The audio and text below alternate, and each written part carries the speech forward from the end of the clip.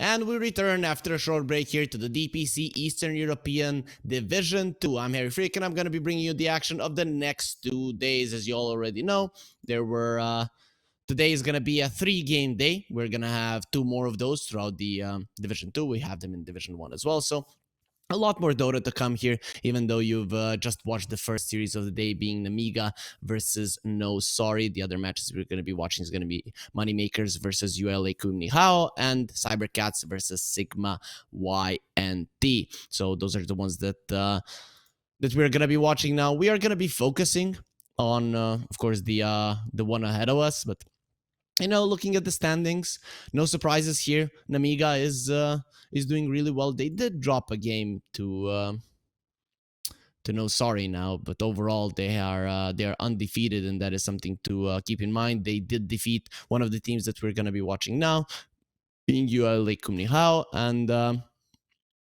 MoneyMakers. They did beat No Sorry 2-0.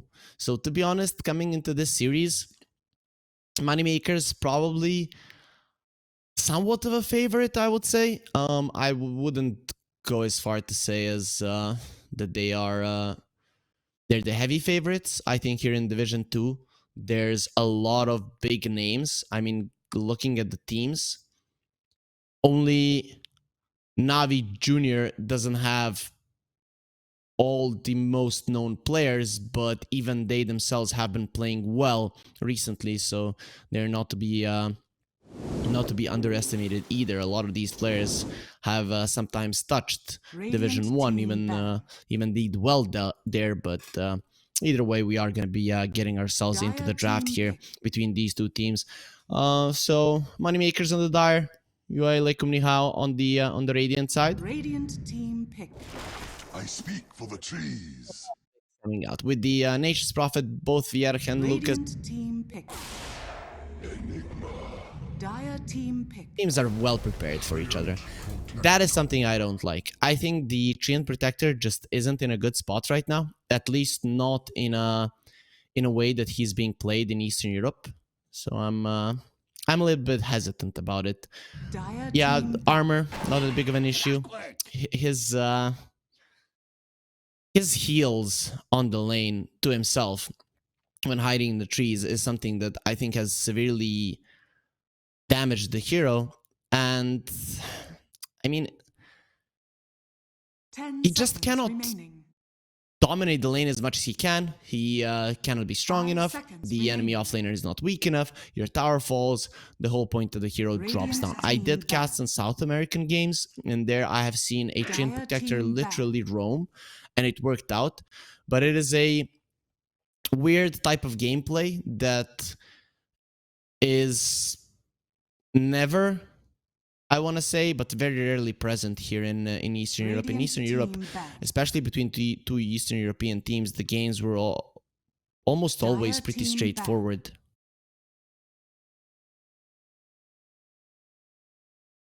But looking at the bans here, no big surprises. All heroes quite well established in the meta.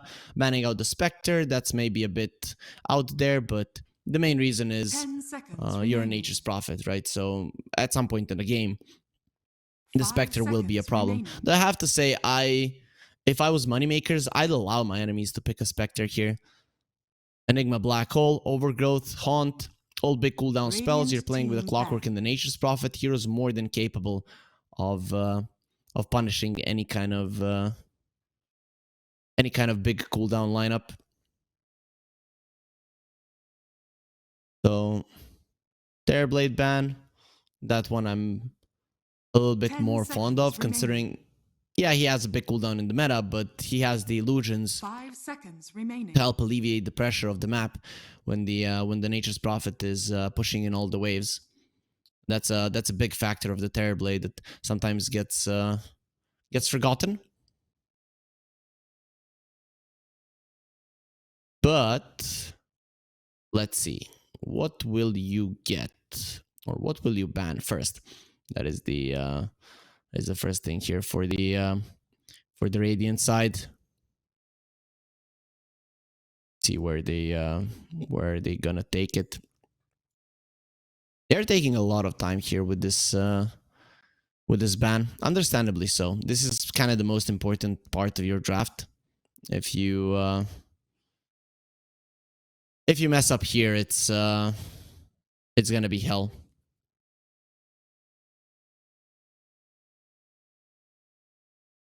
They're taking their time with this ban even further. I was expecting maybe something like a Pango ban, just because of the black hole cancel later on, and the Rubik does come out. That's somewhat of a counter, or a deny pick. Let's put it that way, because Moneymakers, they probably want to pick up a Rubik themselves, would work out quite well, but they're gonna go for the Dragonite Silencer, so this is probably gonna be their double off lane. Could be their safe lane as well. It's not out of the question. Nature's Prophet and the Clockwork, they would deal okay with the Eidolons, the Dragonite and the Silencer. Same is true for them. So I think they can lane this one any way they want. We have seen carry Dragonites quite a lot in the in Division 1, you know, so why wouldn't it come out here even in other regions? It does come out from time to time. Was popularized by Ramses in Division 1 here in Eastern Europe.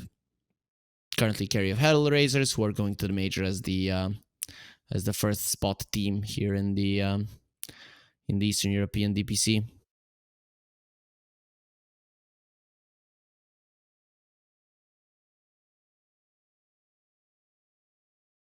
So now looking at this Dragonite, their magical damage output is not that high.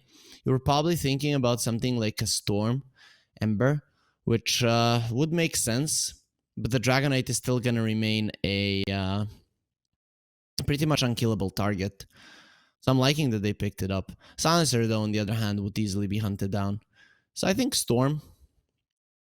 Maybe the Ember is better. Ember is, I think, better just because you do not commit all that hard, so the Global Silence might not kill you every single time. Dire team ban. They're gonna go for the Abaddon. So if this is a carry Dragonite that goes for Radiance, they're gonna match it with the Abaddon. Doesn't really care about the Silencer. I'm kind of afraid of the lockdown coming out from UALEIKUMNIHAO. You're playing against the Nature's Prophet. He's gonna be everywhere on the map, and you need to somehow catch him and kill him.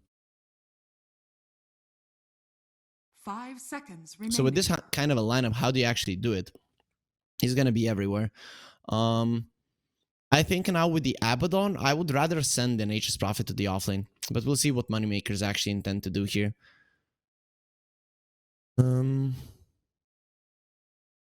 What are they afraid of? I mean, Ember would be one ban. Is there a hero that actually does not care about the Global Silence all that much? Trying to think of it. What has UA played in this one match? They played a Kunkka one time, and they played a DP. Kunkka would actually make a lot of sense, to be honest. It might deal with some of your damage and catch issues. So Kunkka Ember, I think those would be the best bans. Yeah, there's a Kunkka. The side of Moneymakers, they're also missing a mid laner. Some burst magic damage. Zeus makes sense. Puck, also solid. Not the best versus the Abaddon, I guess.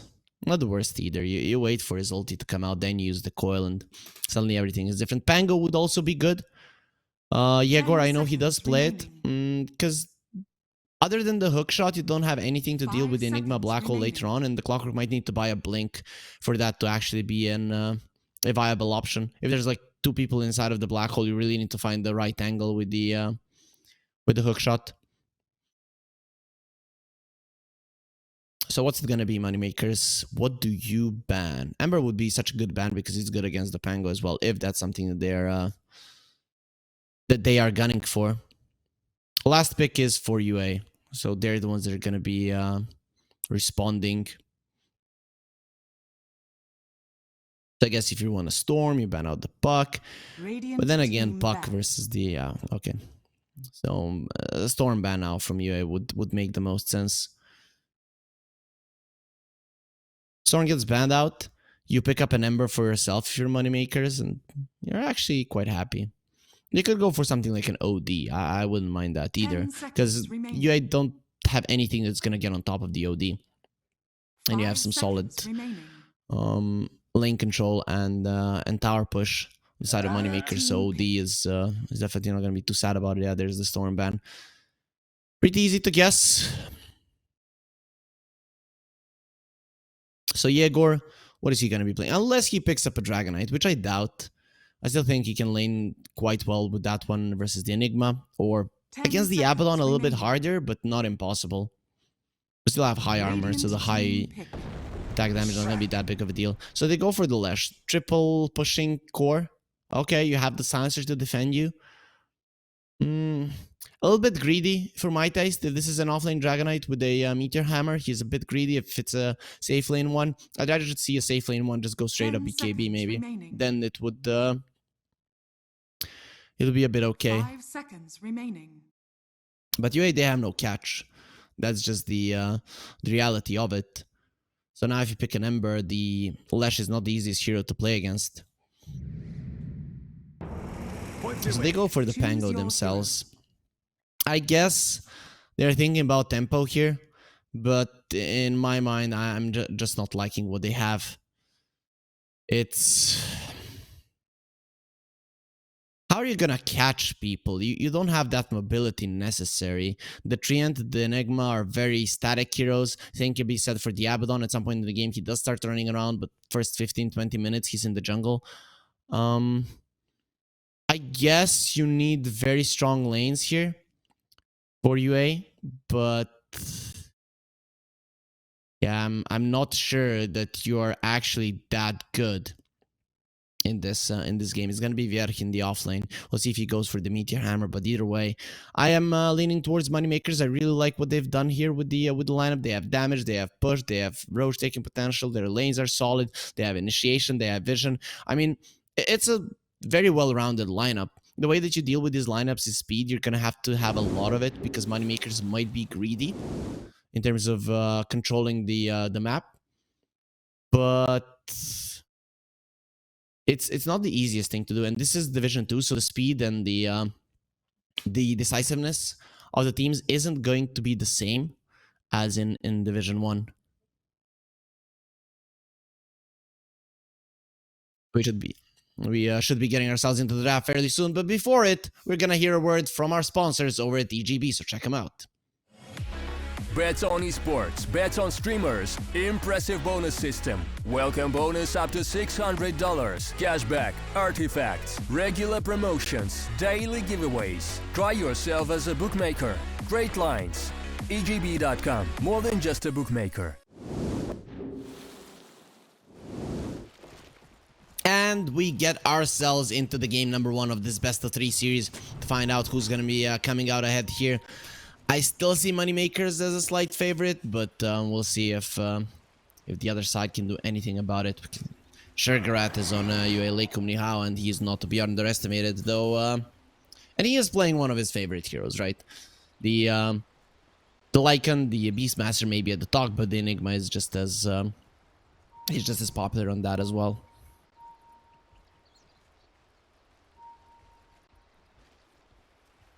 Here in the middle lane, a little bit of a fight between creeps. Haze is gonna be joining on that one, and the Eidolons do multiply there. Treant dies. Its time has come. Not talking about the Treant Protector though. So they are gonna be laning the Treant in the offlane. Makes sense. Double melee on the bottom would be problematic. These lanes though from UALEIKUMNIHAO just aren't that strong. Haze jumps in. He's not going to be taking all that much damage. Vierch thinking about the stun. Doesn't get in position, so it's going to be a 2-for-2. Mary pushed back as well. And our observer, obviously, for the last time, has been doing such a good job throughout the first tour and now the second tour of the DPC. Looking at the odds, EGB, they do favor Moneymakers, understandably so.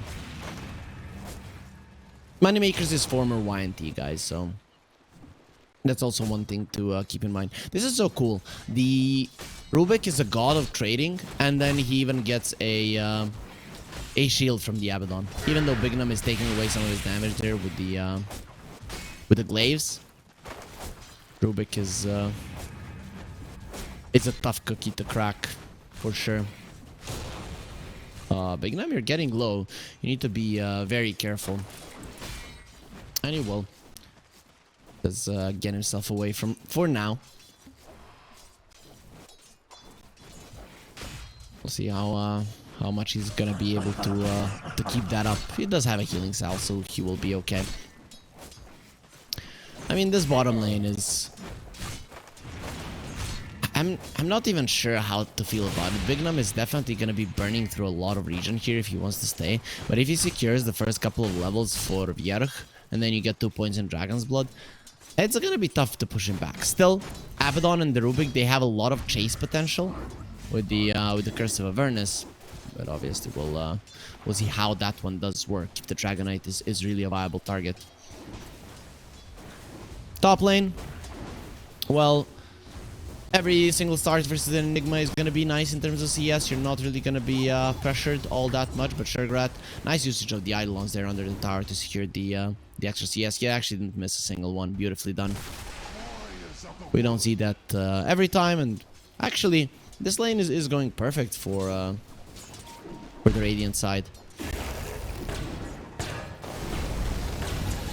A little bit deceiving how strong they can be.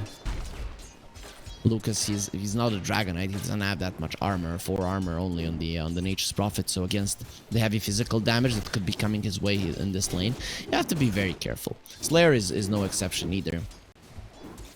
He's gonna have a little bit of trouble as well. Lucas, it seems like his boots are getting delivered. He wants to get the power treads as fast as possible. Makes sense. With the power treads, you can stand your ground and fight even against the Treant Protector. It's gonna be possible. But for now, this double offlane, Shergrat, is actually doing really well.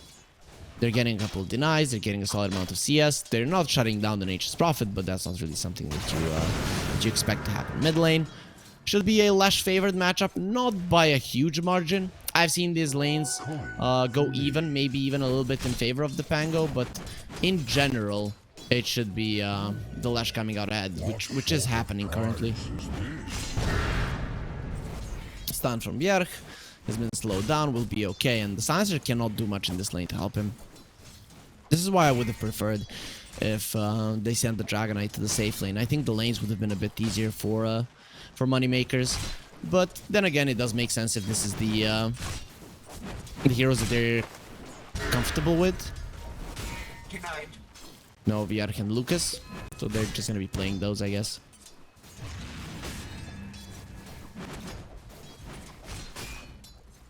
And we're seeing that Lucas is doing well in the lane. It's actually only the Dragonite that's somewhat suffering. Web, is he having internet problems? Maybe Discord issues. I'm not sure. When I saw Web, first I thought maybe there's a spider in the room or something. But yeah, it's probably an internet problem. So, I'm not sure how many people called the internet the web any longer. There probably was a time when that happened.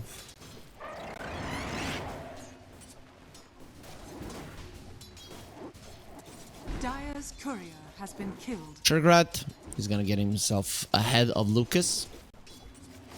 Very nice for him for the start. We'll see if they can prevent this Enigma from taking the tower down. That's gonna be quite big if they can. He already has Arcane Boots, so him and Begzan, they are gonna be a force to be reckoned with. Look at this, they're forcing him back. They don't want to allow Moneymakers to defend this tower. They don't want to allow to pull the creeps back. But Moneymakers, they're gonna be able to do it either way. You don't want to allow these kind of dives to work, because then you're gonna be losing so many creeps to the tower. So Lucas, he does push himself aggressively. Speaking of, Yegor does the exact same thing, and the Pango now doesn't have the HP nor the mana necessary to continue laning. He's gonna have to go to the base. This is a time when you kind of hope that one of your supports is gonna die. Begzan taking a ton of damage. This could be the first blood. This should be the first blood, and it is the first blood, with Lucas being the one that secures the kill there. The Moneymakers, they get themselves on the board first. Despite that, they are not going to be ahead in net worth, but 5 minutes in, who the hell cares? It's gonna be a nice grab there. And of course the Nature's Prophet that does propel him quite high in terms of net worth. Bjark, 2 points in the Dragon's Blood. He's not in any kind of problem any longer. His silencer takes damage, but he himself is a beast. Just pushing aggressively, attacking, glass hitting. Now it's gonna be much easier for him. Of course, the Curse of Avernus is still something that can take you down, but for all you should be okay. Trying to get some denies, prevent Palantimos from getting last hits, and the Dragon Tail is a nice tool to make that happen. Mid lane, Haze, level 5. Bignum comes to the mid lane. He didn't actually heal himself up to full. He just wanted to make sure that they secured that first rune, and well, it wasn't successful. Mary Y is gonna be the one that secures the region, but it is gonna come at a cost. Don't touch my rune. And Yegor actually doesn't have the mana. Oh, imagine if you had the region there, you could have ran him down. The Arcane Curse, though, is gonna be taking him out. We'll see if he does survive. It seems like the Rubik will be fine. Staying close up Tower Slayer, running away, punch! Gonna be coming through. He couldn't keep a straight line, so Begzen, he's gonna be quite happy that he got that kill. It did look like the Clockwork was gonna be able to outrun him, but well, unfortunately, you have to take a turn there, and doing that, you are you're gonna be a little bit slower. Yegor, he gets another bottle refill. He isn't even smiling. He's like, I deserve this. I deserve my bottle to be refilled every single time. Okay, buddy. Don't let it get to your head. Derek is suffering in terms of net worth. I mean, compared to the other cores. But in terms of experience, he's okay. Haze, unsuccessful roll. He did get the living armor, so he's gonna be fine. That's gonna get put on cooldown. So for 70 seconds, that is not gonna be there. I've been a huge fan of this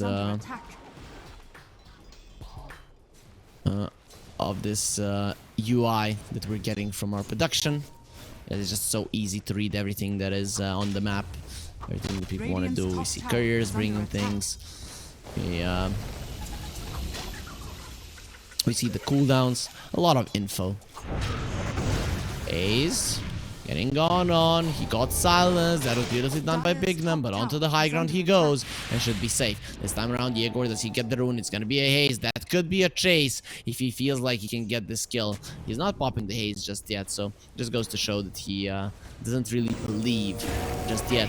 But it is gonna be the treant caught, and well, for that one, Yegor is gonna be using the haze. Pops it, Begzen, nowhere to go. He's gonna be lifted up, slowing him down a little bit, but not enough, and it is gonna be the treant protector that does go down. Mary Y under the tower, no reason not to dive him, and stealing that regen. You might have gotten punished immediately, but 2 minutes afterwards, Yegor will finally get his revenge.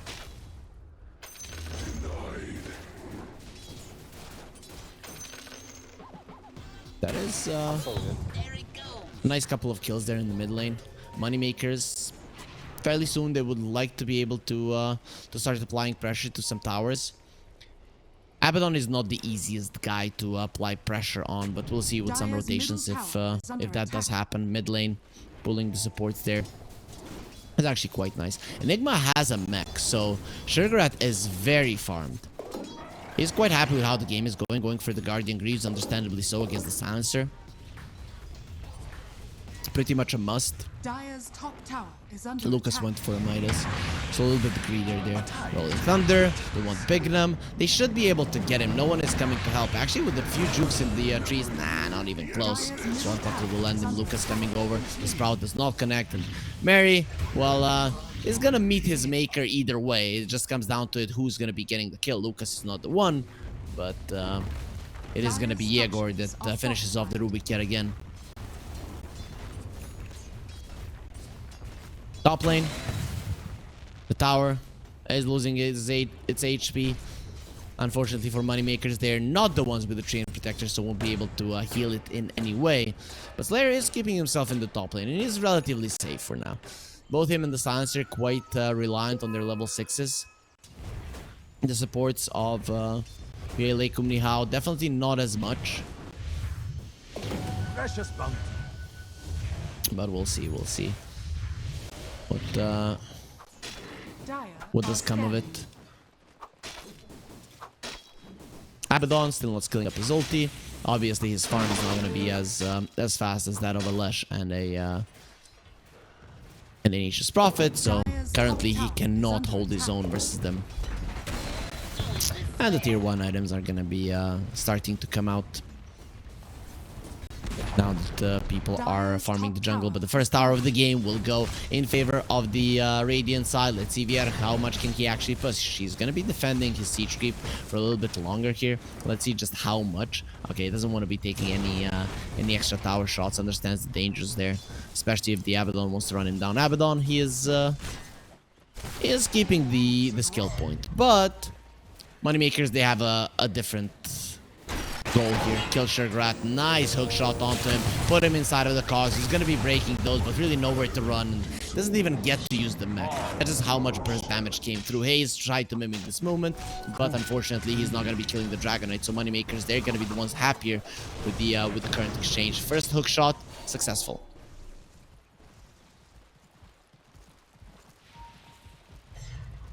Let's see, where do they want to go here? UA. Under attack. For now, it's just farming, protecting that bottom tower. You want to be able to protect it for as long as possible.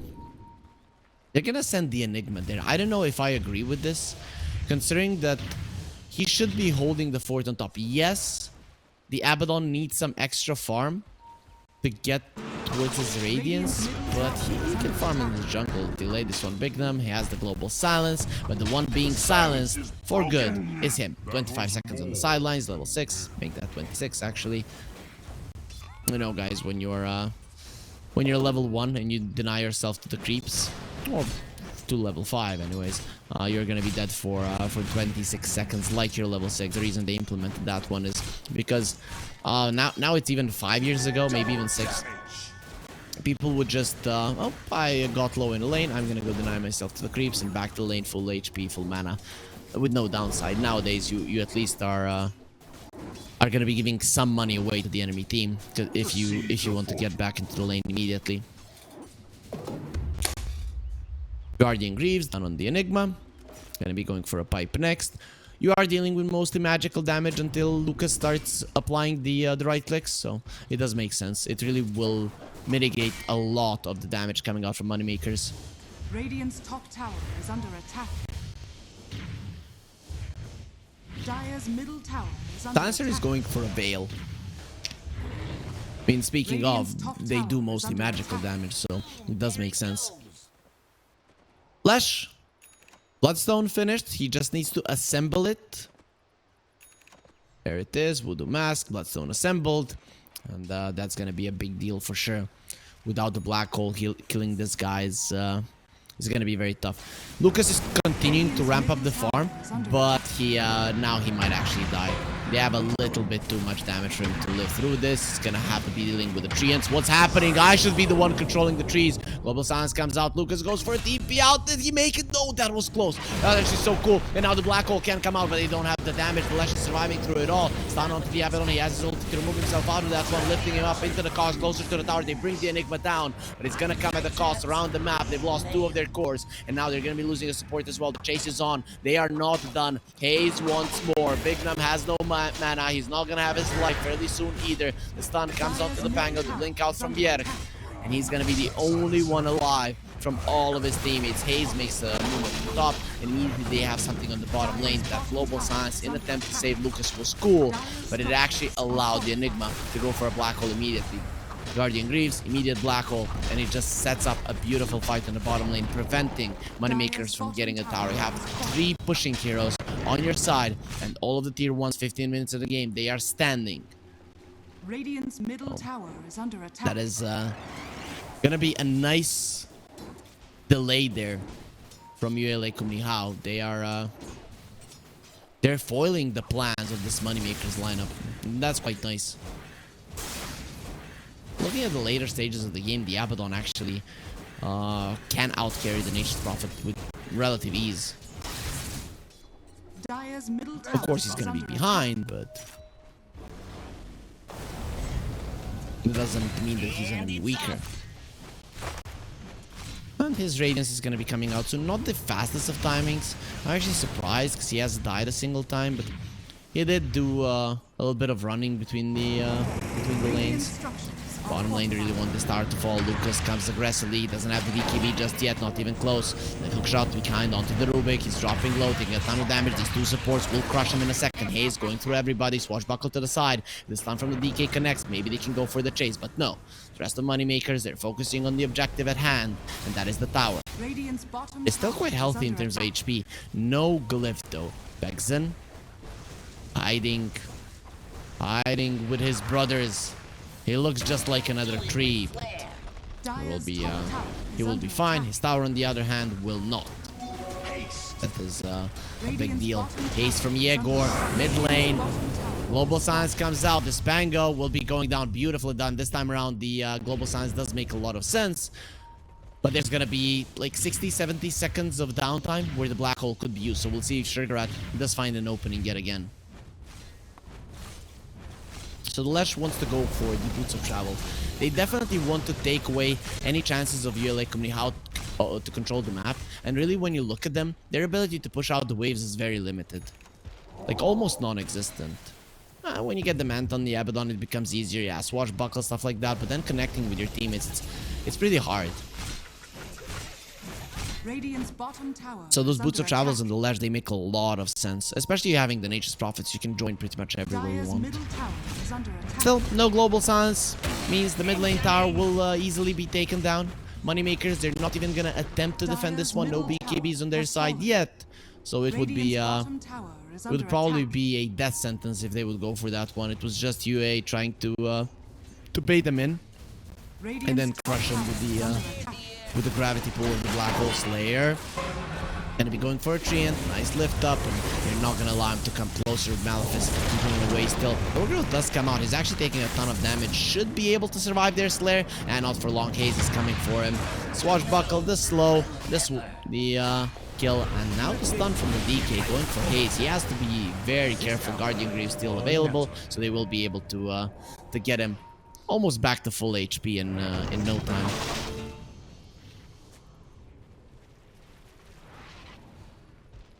Nicely done there. Understanding when it's time to be aggressive. Moneymakers, until they can get deep in with the Lesh or with the Nature's Prophet, you're always gonna have issues when you're missing your Global Silence. This pipe on the Enigma, it will change so much. It's really gonna be the timing for the Radiant side to go ham. Like, Black Hole, no Black Hole, Rolling Thunder, no Rolling Thunder, it doesn't really matter, you just go forward. Nature's Prophet, 9-second BKB at the ready. Is gonna have that Gleipnir as well, so that's quite big.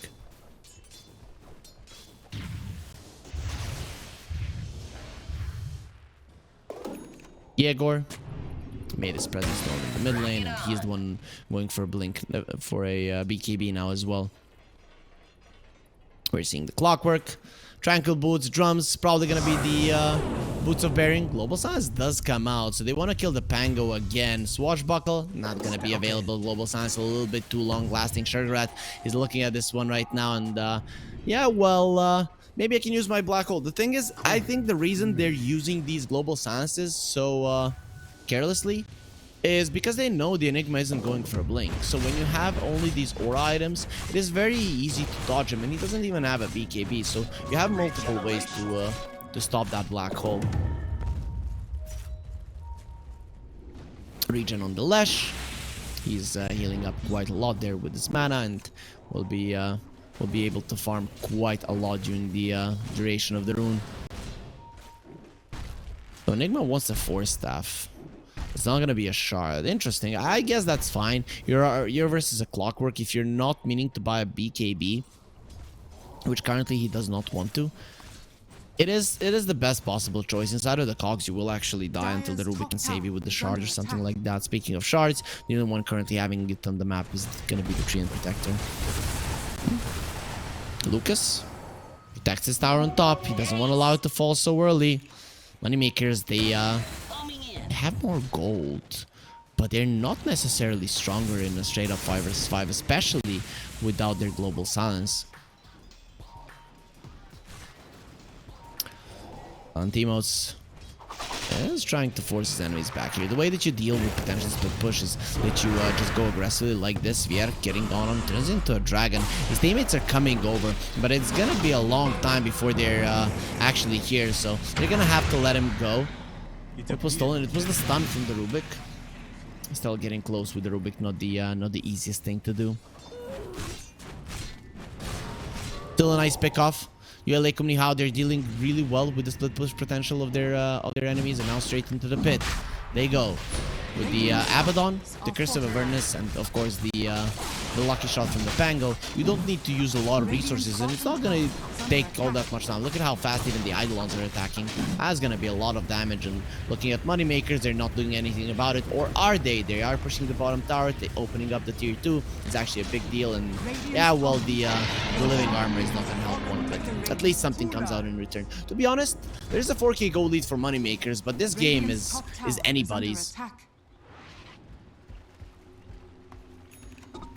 Still the tower being open, it does give more options to Moneymakers. Now, UALEIKUMNIHAO, they're gonna have to be dealing a little bit more with the split push in the bottom lane, which does open up potential for more pushes. That mid lane tower, though, being alive for UA, does give them a nice access point to every part of the map. And I think that's something that's bothering Moneymakers the most here, currently in the game. You just cannot maneuver fast around the map, as fast as you would like, when not using TPs, when you're not using routes of travels and such. Pango is going for an axe. Moneymakers, they're in a smoke. One downside to the Dragonite pick in this game is that you do not have a support with which you are actually good at killing people. So, even if you go for a smoke, you and the Silencer aren't really gonna be threatening anybody's life. I guess you could kill a Rubik, but not really smoke worthy. You guys would agree.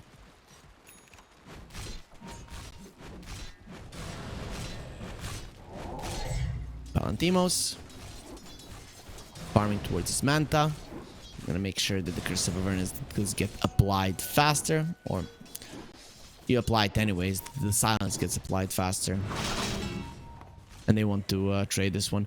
Right now, Moneymakers, they have two options: fight, which a little bit hard, into the Aegis. The second one is trade the top tier 2 for a mid tier 1. Even though it might not seem like a worthy trade, it is pretty much necessary for them to open up the map there. They are increasing the lead, but 6k gold, it doesn't seem insurmountable by any means. Oh, they're not taking the mid lane, Moneymakers. Gem is on the Abaddon. The first ones to buy the gem are the Radiant side. Vexen going to pick them. That is a dead Silencer, and just a question who gets the last hit. Immediate TP to the top lane. Palantimos already out. He's not going to be caught by this one. So overall, UALEIKUMNIHAO, they're quite happy with it. Moneymakers, they have to get out immediately. Even though they have a triple BKB, they're in a 4 versus 5 scenario. Make it 6 with the Pango having the Aegis. Yegor, you're not going to let this mid lane tower fall. That's a little bit harder of a tower to siege. I guess if you're Moneymakers, you're okay maybe going into the late game. Because, yeah, the Abaddon can outscale your Nature's Prophet, but the Dragonite and the Lesh can be very powerful late game heroes as well. And you have the Global Silence to cancel out the Black Hole, so the late game potential of one of your enemies is being taken away. I'm not talking about the ultra late game where a Treant would get his level 25 talent, but those guys don't know, the Overgrowth becomes undispellable, which is... I mean, it instantly wins you the game. It's just insane how strong it is. Moneymakers, they're living up to their name. They are making money, making big bucks here in this game number 1. Is it gonna land them the victory? We still don't know. 7,000 gold in 25 minutes. It's nothing to laugh at. Most of that gold is on the Nature's Prophet. He gets caught, he dies. Suddenly, you're worth nothing.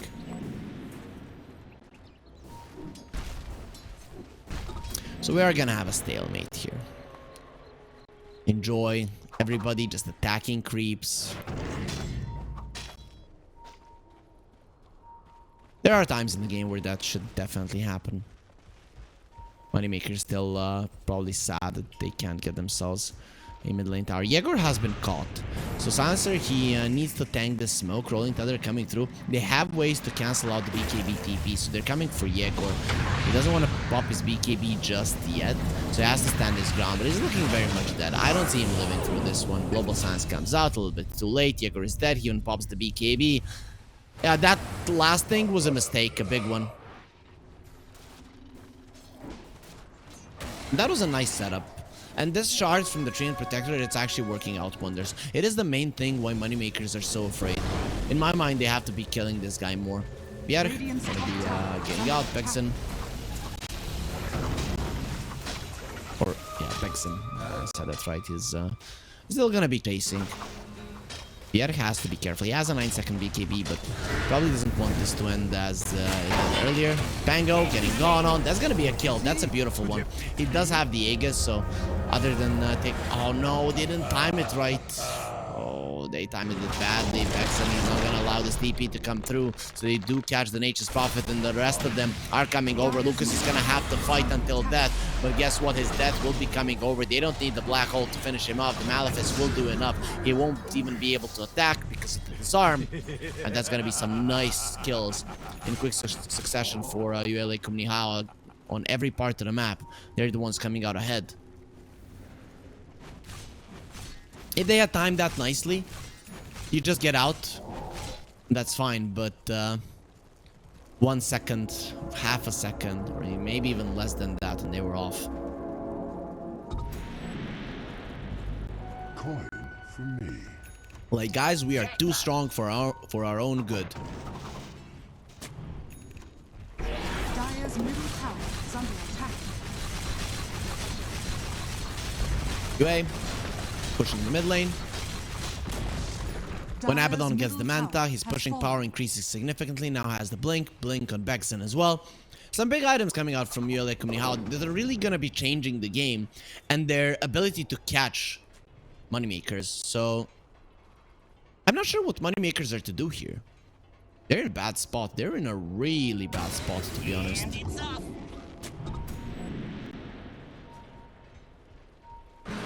Slayer. Fairly soon, he's gonna be slaying himself. Uses the cogs, traps Haze inside of them. He's gonna be disarmed. He would like to hit those, but he cannot. It's not gonna be allowed. An ownage we're gonna be hearing there on the map. Shergrad has the force stab. He wants to get himself away from Bjerg. The TPs are coming in immediately, and Bjerg, you are the one that has to run away. The rest of them are coming over. MoneyMakers are gonna be protecting their buddy. Global Silence at the ready. Can't cancel out the black hole, but it's not even gonna be coming out. Bjerg goes for TP out. Not gonna be allowed. Bexon, he is in the vicinity. He will stop it. Fireball was stolen by Mary Y. Satanic is coming out from the Nature's Prophet. Sure, great. You are getting the big items. But the thing is, it's not really changing your approach to this game. So if UALEIKUMNIHAO continue moving as well as they are, MoneyMakers aren't going to be able to do much. They have found the way to play against this lineup. I guess putting all of your apples in the same basket in the split push control farm type of lineup. If the enemy finds a way to deal with it, it becomes an issue. We're waiting for the pause reason to be stated. It would be good for them if they would do it, because okay, so there seems to be some problem with Bjerg's health. Yeah, hopefully it's nothing serious. Maybe like a stomach bug. You go to the bathroom, and then at least you have an hour or two that you're feeling better. That's at least what we're hoping for here.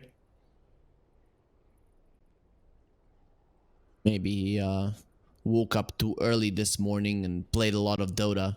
Stayed on his PC way too long, and now his head is hurting. I don't know. Just hoping for the that it's some small problems, not anything huge.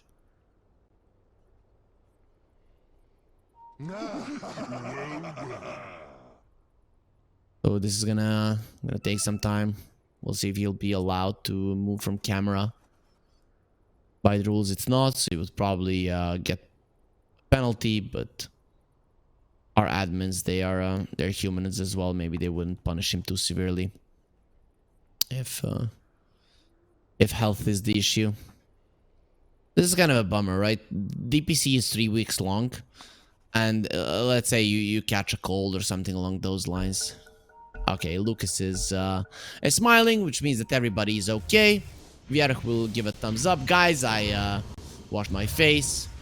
I took a few deep breaths, and now I'm okay.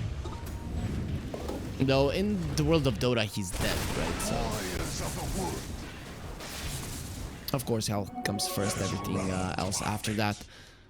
Enigma on the bottom lane. Sugargrat is waiting for any extra heroes there. Hayes comes in. They finish off the silencer. Palantimos is the one that was waiting for him on the high ground. MoneyMakers actually cannot make a play. They can't do anything. Right now, UALEIKUMNIHAO, they have to make a mistake for MoneyMakers to be able to capitalize on it. But they're not being forced into mistakes. It would just have to be something random, which, to be honest, nowadays in Dota, it just doesn't happen.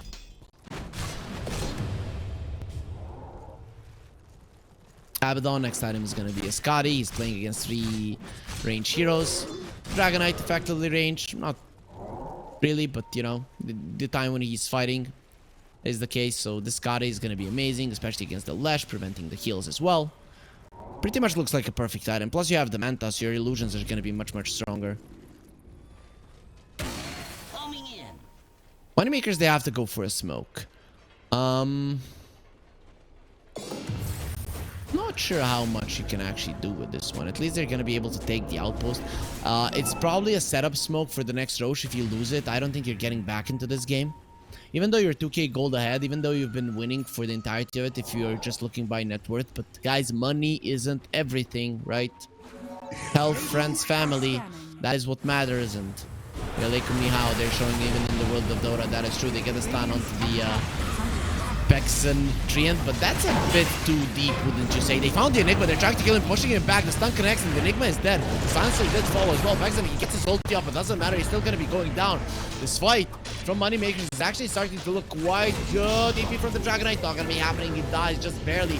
Abaddon, he has his ulti still. He's completely fine to stand next to the Lasher, has his ulti going, so Abaddon is gonna be full. Yegor forced after the low ground, but he's still gonna be taken down inside of the cogs, nowhere to run, no way to escape. Palantimos takes some damage. Lucas on the high ground doing quite a lot. No one can fight him, but very soon he's gonna be left all alone. Actually, he's still continuing to go with the damage. Hayes dropping low. Swashbuckle. Lucas is still quite healthy enough. Bexen, he will stop his TP. Lucas, is he happy or sad about this one? He's gonna use the tree and surrounded by trees. Some of them friendly, some of them not so much. But the Pango will be the one that gets the kill. Actually, with the way they went into that fight head first, it is surprising that it didn't go as well as it did. It's gonna be a 5-for-4, and the buyback on the train, particularly if he didn't buy back there, to be honest, Lucas most definitely survives and maybe even overtakes this fight. But Hayes doing so much damage in this fight, both him and the Abaddon just crushing it. In the end, Hayes is gonna be the only one living through it all. Next item is gonna be a basher. It's so nice when you live through a fight and then suddenly you are just 3-4 levels ahead of everybody else on the map. They go straight for the Roche. MoneyMakers, Lucas is not going to be coming out soon, considering that he's 22,000 of their net worth. Well, there's no defense of this Roche. Maybe Slayer can make a play, find an angle from which it's gonna be possible to steal it. Yeah, that rocket came out a little bit too early, and now the hook shot is gonna be blocked quite nicely. Slayer is trying to find an angle. He will not find the right one. Look at the Eidolons, they're ready to stop it. He even gets lifted up. So this is something that we see from time to time. Stolen hook shot and taste of his own medicine there will be felt. Slayer. It's just gonna be a bonus every single time these Clockworks go for these impossible plays. They end up just giving away the kill. Bexen, he's already on the other part of the map hunting for Vierch. Vierch gets himself away, but Bexen, it doesn't seem like he's gonna be slowing down. He's coming forward.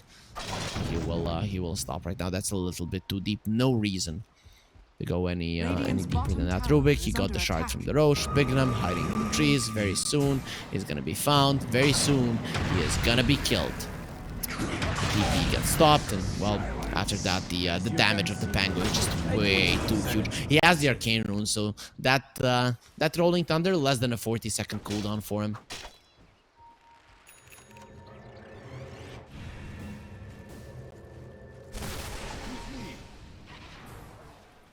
Lucas. Level 23. He does have Invis, but guess what? Do they have the gem still? TPing out? Lucas will be fine. Hook shot? That's a stolen one, so Mary why? They are gonna be able to do much with it. The gem is not on them. The gem actually.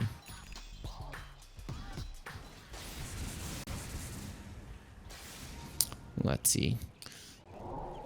The gold lead, it's still not there for UALEIKUMNIHAO, but they have been stronger in this game for the past 15 minutes, 20 minutes, I want to say. Even though at one point they were 7k gold behind, it never felt that way. That's just the factor of the Nature's Prophet. This hero takes so much around the map. And I talked about the greed of Moneymakers. If you make it to the ultra late game, you actually do have a shot. But you need the strong Dragonite, right? Him not having a Midas or some farming tool other than the Fireball with his shard is actually a big deal, because he's not really going to be able to farm the Aghanim Scepter plus one more item all that easily. And that's usually when you start being a beast. Once an MKB and Lucas is approaching level 25. That level 25 is a thing that could change things a bit. Just being everywhere on the map is not easy to deal with. Pango, he has the Aegis. Last time around, they killed him just before it expired. This time around, it does have 2.5 more minutes left. Yegor hiding in the trees, Sir Sugarat. Oh, he jumps onto the high ground. They might kill him here, but he still has the Aegis lift up from the Rubik. The hookshot will connect Vexen a little bit too deep. They get him onto the high ground again. Hayes drops himself down immediately, goes for the roll up. He's probably going to be going down. The stun onto the Enigma. Can they bring it down? Sugarat is dropping low. The disarm onto Lucas, but it doesn't matter. He still get the kill. The global silence, now it comes out. Abaddon stunned up, but that's a little bit too tanky of a target. The Scotty, he is dangerous. Stolen hook shot going for Lucas. He will be fine. The force have to get him away, but look at the Scotty just keeping in place. He has to fight. He knows he has no choice. With the force staff and the BKB, maybe he'll be able to escape. He kills the illusion. Look at Ver. He has been caught. He has been killed. Rolling Thunder still going forward. No bashes coming through the Nature's Prophet. Hayes wasn't really looking at him. Clockwork caught in his own cox. Probably going to be going down, but a much bigger kill is on Yegor. That's pop the Bloodstone. He's actually standing his ground against everybody. The hookshot comes in. Now Lucas is back into the fight, and he's going to turn this one around. You cannot kill the Ledge. He's a little bit too strong. Hayes is gone as well. Yegor stands his ground 4 versus 1. I am the strongest. He gets a triple, but he deserves everything, and he's going to be tipped by his teammates. That is the thing that Moneymakers have been needing for this entirety of this game, and he has done more than half of the damage of his entire team. That is just a perfect turnaround coming out from them, a level 25, coming out from the Nature's Prophet. Now he's gonna be everywhere, and the mid lane tower, a tier 1, you have a Nature's Prophet, Dragonite, and the Lash, and you took 37 minutes to take it down. But it was worth the wait, because now the map will be open quite nicely, and immediately the tier 2 will drop as well. UA, there's absolutely no chances they're going to be able to defend this one. Can you go for tier 3? You might decide to do so. No. The outer towers are going to be the priority here. They want to make sure that UALEIKUMNIHAO, they have no map control. And look at this, 3 towers dead in a span of 1 minute from after just one fight. They have secured themselves everything. Committing onto the Lesh. Well, mistakes have been made. Moneymakers, their greed has finally paid off. Still, we are not seeing those black holes, but to be honest, are we even going to? The silencer is probably going to be staying back, and also the gem was taken, so that is another thing that UALEIKUMNIHAO are not going to have a way to control the map any longer. They have 2 wards on the map, but that one next to the Roche pit, that should be dewarded. If that doesn't get dewarded, that could lose you the game. Okay, Silencer is gonna check it now. Right? Yep, it does take it down. Those kind of wards standing there You're just being lazy not to check and lose the game so easily. The enemies get the right jump and suddenly you're in so much trouble.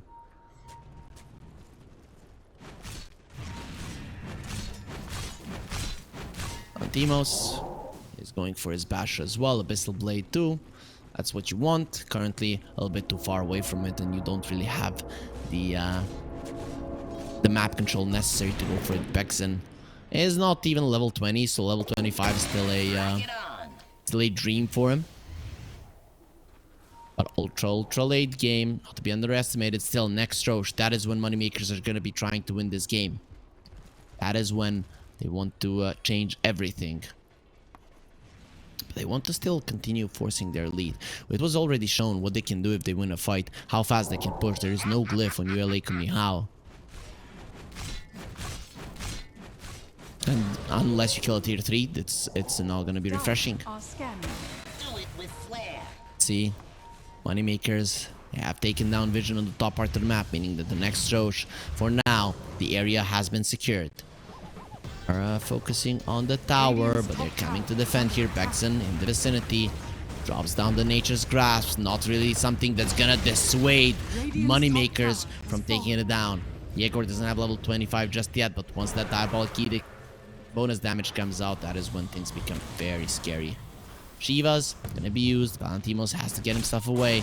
They know in the bottom lane now they would be in a 4 versus 5 scenario, but Bexen will join with his team quite fast.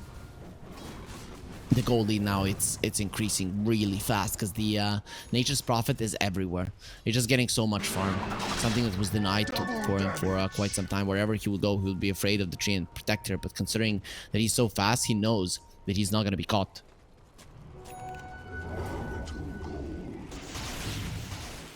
Yegor cutting the waves.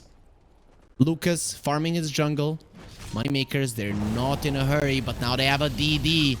So fighting will actually be quite beneficial for them at the moment.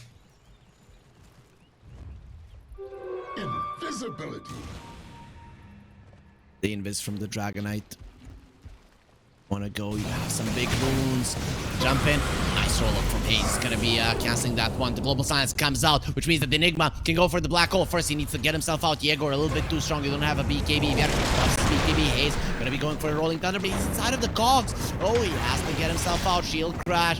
Where is it? He gets himself out finally. Bjerg, Ogre Seal Totem over the cliff will be fine. Not for long. Hayes will be taking him down. Lucas hiding in the shadows. They don't have vision on him just yet, and we will go to the bottom lane. Nice fight for UALEIKUMNIHAO. Immediately, they're thinking of a push. No Global Silence, Black Hole at the ready. They have both the gems. That is a big team fight victory. Then, yeah, he's not going to be finding anything. Nature's Prophet is out. Still a huge fight. It all happened because Hayes was so fast on the roll-up. If he hadn't reacted that well, maybe he dies at the start of the fight. At the start of the fight, he did not have a buyback, and suddenly you don't have your main hero. Right now, the main hero, the main damage dealer, the main lockdown, the main everything for UALEIKUMNIHAO is the Pango. He dies at the start, it's a problem. Now he has a buyback, so even if he does, it's not going to be impossible to come back for the fight and still win it.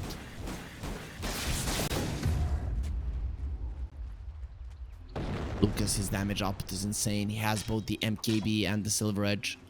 He can really do some damage. If the Abaddon makes a mistake, uses the Manta, and then Global Silence comes out, plus the break, they can kill him without him getting the ulti off. It's actually insane how much damage they do, so it wouldn't surprise me if that actually does happen. Roche up. It is going to be an Aghanim's Roche, no refresher. This is the third one.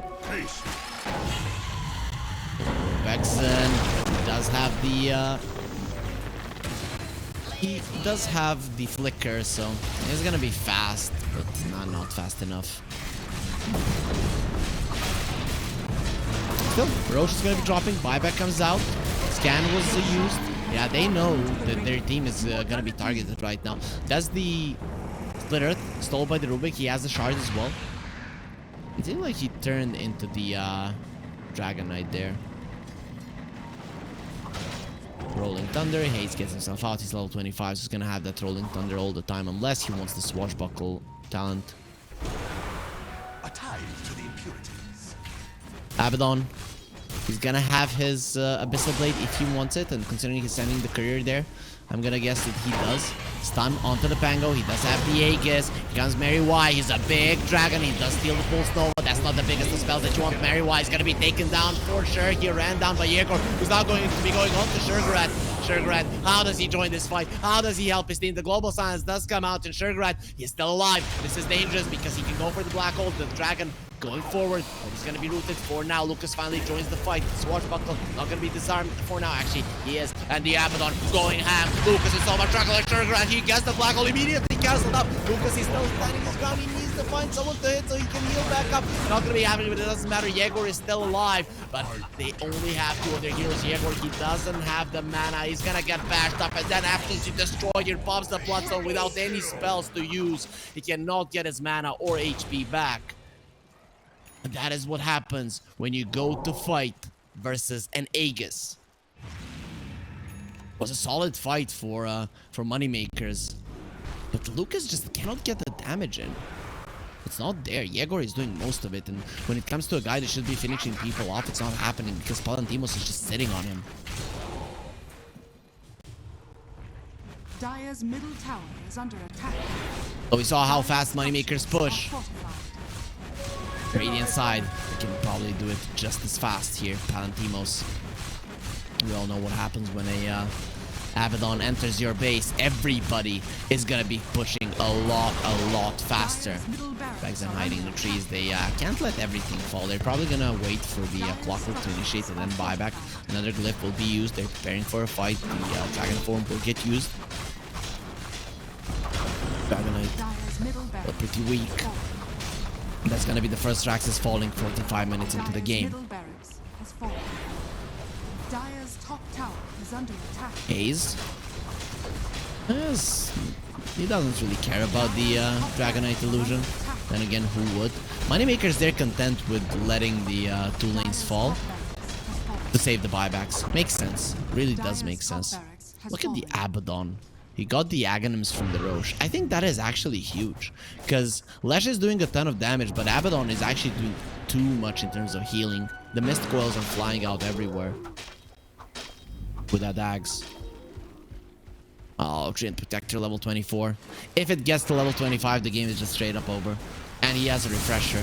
So, Moneymakers, you had your timing. You tried to go for it, losing that Roche. The third Roche not going their way. That was the biggest of deals. That was the biggest of deals that pretty much seems to have sealed the deal of this game, number one. Of course, Treant Protector still not level 25, but there's going to be a book in 4 minutes. So I'm assuming then he's going to be having it if Moneymakers even survive that long. Lesh, level 25. His Diabolic Edict, it hurts. Their pushing potential is there. Oh boy. Oh boy, we're looking at this Treant Protector. He's a dangerous guy. Imagine if he gets level 25, that's 10 seconds that you're not moving. None of you.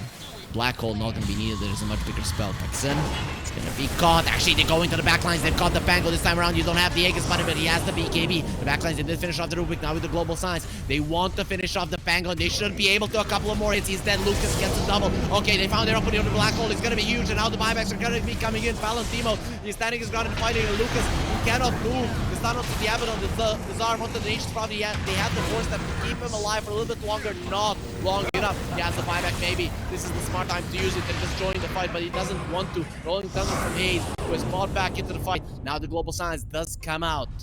Again, that was stolen by Mary Y. Unreal that this was allowed to happen by the silencer, and he will die for his sins. The only survivor will be Yegor. It cost them 2 buybacks, but UALEIKUMNIHAO, they do win another fight. It's time for a push. It's finally time to force out those buybacks. I was like, does the silencer have the refresher? No, he does not. Hookshot does come through. They're buying back. They want to kill the Pango. The stun comes through. If they do manage to finish him off, it's going to be huge. But look at the heals from the Abaddon. They're just too huge. He's surrounded by everyone. The burrow time is definitely helping him survive. Palantimo trying to escape. He does not care. And here comes the Rolling Thunder. You wanted me. You got me. Yeah, actually, well, you have to be very careful with Haze. Right click's going to kill him. Still, that that shield crash really did give him Radiant's the bottom tankiness tower necessary is to under survive attack. through the right clicks of the Nature's Prophet, Silver Edge, and the Daedalus. The damage output of this Nature's Prophet is unreal. But he just cannot get the hits in, the proper hits in, just stand his ground and fight. It is too hard. 2 minutes until the book. 2 minutes until the level 25 of the Treant Protector. He might not have it immediately. A tithe to the impurities. It's gonna be super close. It's just looking like an impossible endeavor here for MoneyMakers. They still have the clockwork, they still have the hookshot, they have the gem. Maybe they can find the Treant Protector, maybe they can find the Pango at the start of the fight. These two heroes have no buybacks. That would really change a lot. A on this on the Rubik, he understands he's an easy target. The Nature's Prophet just TPs close to him and kills him in a second. Now that's gonna be taking at least 2.5 longer. Abaddon is gonna have that overwhelming blink soon.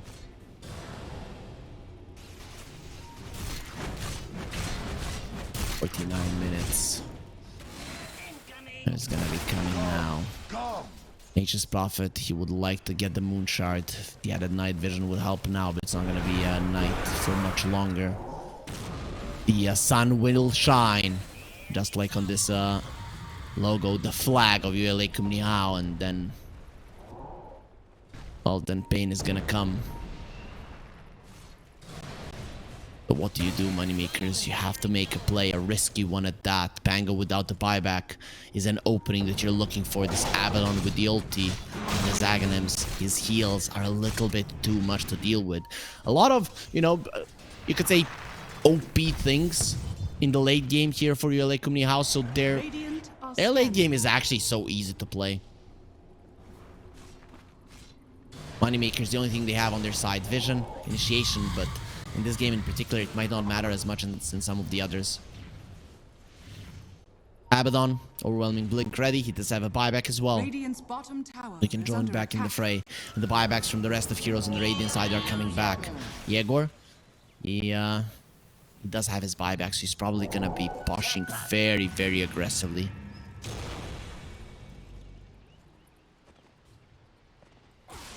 Overwhelming blink is gonna be the next one. He has the boots of travel too. Be everywhere. And he has so much money. Not enough to finish off the overwhelming blink and have the buyback, but very close to it either way. Clockwork is the one staying with the ninja gear. Wants to be able to find the right angle, the right initiation. Smoke from UALEIKUMNIHAO. That's level 25. Vexen is ready to put the nail in the coffin. You cannot get out of the roots. They are too strong trees. They live for a long time. And the longer they live, the bigger they are. Clockwork is dead. That's a good way to start off the fight. And now the ulti comes out. Vexen is going to be keeping them in place even longer. The global science comes out. They cannot allow it to happen again. But what can you actually do about it? Swashbuckler, yeah, doesn't get bad, doesn't matter. There is going to be a black hole, but look at it. He's going to be killing Sugarrat. Actually, the design comes out. He makes the decision to stop the black hole. They're still alive. They're still in this game. MoneyMakers going on to the Pango. He has been leashed. He has the air. That's going to be keeping him alive. Can he survive long enough? Ace gets the Swashbuckler out. He's okay. They're being taken. Oh, Lucas, he's surviving, and he actually destroys Valentimos. Without your ulti, you are nothing to me. They have buyback to Swashbuckler. They're gonna stop the TP from the Nature's Prophet. He cannot escape. Doesn't have a BKB. Doesn't have a Satanic Alethi. Surrounded by enemies, he can still stand his ground and fight. The stun comes out, but the disarm is there. He cannot attack. They take away his staff. They're not gonna be making the same mistake as they did with Gandalf in the Lord of the Rings. Take the staff of the old man, and then he has no power here. MoneyMakers, they only have one hero alive. Radiant's bottom barracks. He bought back into that fight, but now being the only one on his team versus 5 heroes against all odds, he might try to make something happen, but it's probably gonna be to no avail. The bottom lane was taken down by creeps, so that is nice. MoneyMakers, what is your do you have the ability to stay in this game? Yegor pops the bloodstone even through it. The heals will not matter, and he will die, making this a 1-0 in favor of UALEIKUMNIHAO. MoneyMakers, they had a couple of times in this game when they were leading.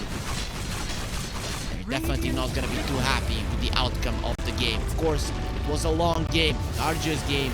They did make UALEIKUMNIHAO work for it.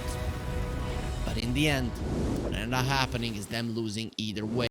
There was that time when the Lesh survived the fight for a very long time, allowed his teammates to return it. They got everything going their way. They didn't go high ground. They took down the outer towers. But other than that, that was the only big fight in the later portions of the game that did go the way of MoneyMakers. Everything else where their opponents were a little bit ahead. Even though Black Holes weren't really coming out, even though they weren't doing much, the other heroes were doing enough. And Sugarrat, he knows how to utilize this hero even without the Black Hole. With that being said, guys, we're going to be taking a short break here in around 10 minutes. We're going to be coming back with game number 2 of this best of 3 series.